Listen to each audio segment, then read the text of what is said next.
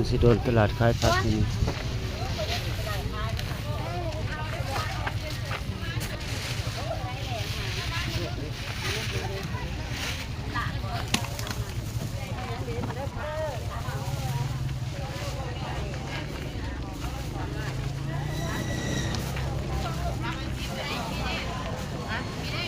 15,000ติลูกว่าถ่ะ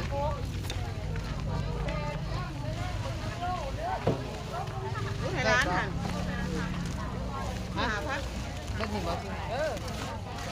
15,000ตลาดขายผักตลาดน้อยข้างหลังนี่เป็นตลาดขายผักเพิ่นแยกเป็นชิ้นส่วนครับ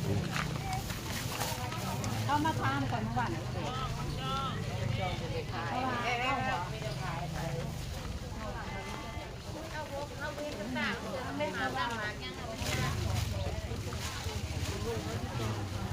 มาสวยนี่เลยนะดวง8ขีดนะดวงนะ โลจะได้บักจ้องนี่ ลูกละ400,000ค่ะ โลละ400,000นะคะ400,000กีบค่ะโอ้ มาเลยค่ะลูกเทิงจะอ่านได้ยังดวงนะ มักจ้องโต เด้อ3 ถุงง่ายเด้อ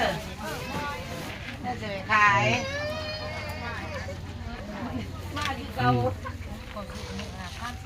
อยู่ในโล800,000มักจ้องเพิ่น400,000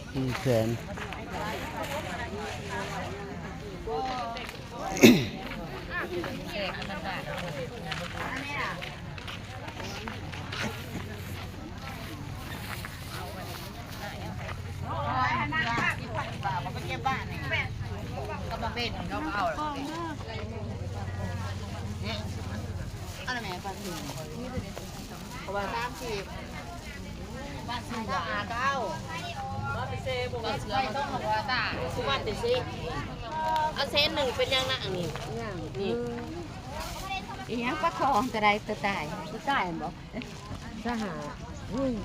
ปลาคอปลากดปลาขาว โอ้ยขาวเลยโอ้ยกระต่ายเพ่งกันมาจะบ่เบิ่งป้า ใช่ถือเดี๋ยวเอาไปกินน้ำแล้วแต่หูมันบ่ได้ไรหัวหน้าบ่อี้ม